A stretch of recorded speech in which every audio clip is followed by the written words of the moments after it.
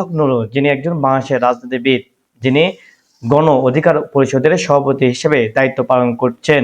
ছাত্র থাকা অবস্থায় 2018 সালে তিনি কোটা সংস্কার আন্দোলনের সময় ছাত্র অধিকার পরিষদ অন্যতম যুগ্ম আহ্বায়ক হিসেবেও দায়িত্ব পালন করেছিলেন। পুলিশ এবং সেনাবাহিনীর যৌথভাবে কিন্তু পিটানো হয়েছে, যার জন্য তিনি আহত হয়েছে।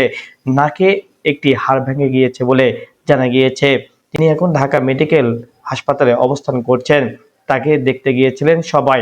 বিভিন্ন রাজনীতিবিদেরা কিন্তু ইতিমধ্যে তার প্রতিবাদে বিক্ষোভ মিছিল করেছেন। আপনারা জানেন, গেল কিছুদিন আগে জাতীয় পার্টিকে নিয়ে কিছু কথা আসছিল, যার জন্য নুরুল হক নুরু তার প্রতিবাদ করে তার কার্যালয়ের সামনে কিন্তু মিছিল করছিল। ঠিক সে সময় কিন্তু পুলিশ বাধা দেয় এবং তাকে কিন্তু আহত করা হয়। এর প্রতিবাদে বেশ কয়েকটি সামাজিক যোগাযোগ মাধ্যমে সবাই তীব্র নিন্দা জানিয়েছিল এবং পরবর্তীতে তার স্ত্রী তাকে দেখতে চান। বিভিন্ন রাজনীতিবিদেরা কিন্তু তাকে দেখে। বর্তমানে তিনি এখন আশঙ্কা মুক্ত রয়েছে বলেও জানা গিয়েছে। নুরুল হক নুরুকে যখন পিটানো হয়েছে তখন কেউ কিন্তু বসে থাকেনি। ছাত্র শিবির, ছাত্র দল সহ বিভিন্ন নেতাকর্মীরা সাথে সাথে কিন্তু এর প্রতিবাদ জানিয়েছে। পরবর্তী কিন্তু বিভিন্ন নেতাকর্মীরা কিন্তু মিছিল করেছেন। শুধু এখানেই শেষ হয়নি, জাতীয় পার্টির যে কার্যালয় রয়েছে সেখানে ভাঙচুর এবং অগ্নিসংযোগ করা হয়েছে। আর একটাই দাবি আসছে এখন, জাতীয় পার্টিকে নিষিদ্ধ করা।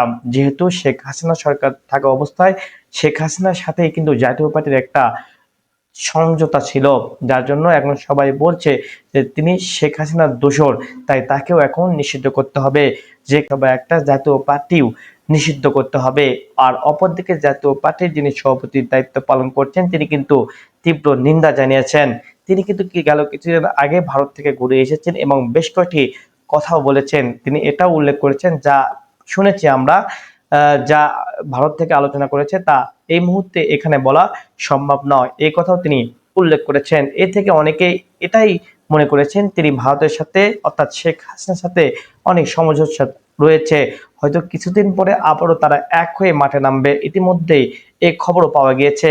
আপনারা এটাও দেখেছেন, সেপ্টেম্বর মাসে কিন্তু শেখ হাসিনা সরকারের বেশ অঙ্গসঙ্গ নেতাকর্মীরা কিন্তু মাঠে নেমেছে। তারা ঝটিকা মিছিল করছে এবং ককটেল বিস্ফোরণ করছে, যার মাধ্যমে তারা জানান দিচ্ছে খুব শীঘ্রই শেখ হাসিনা সরকার আবারও আগমন ঘটবে বাংলাদেশে। কিন্তু সব দল ঐক্যমত থাকলে তার সম্ভব হয় না বলেও বেশ কয়েকটি দল জানিয়েছে। তবে কি শেখ হাসিনা সরকার সত্যি আসবে কিনা তা নিয়ে মানুষের মধ্যে দ্বিধাদ্বন্দ্ব শেষ নাই। তবে শেষ পর্যন্ত কি হতে যাচ্ছে তা দেখার জন্য হয়তো অপেক্ষা করতে হবে।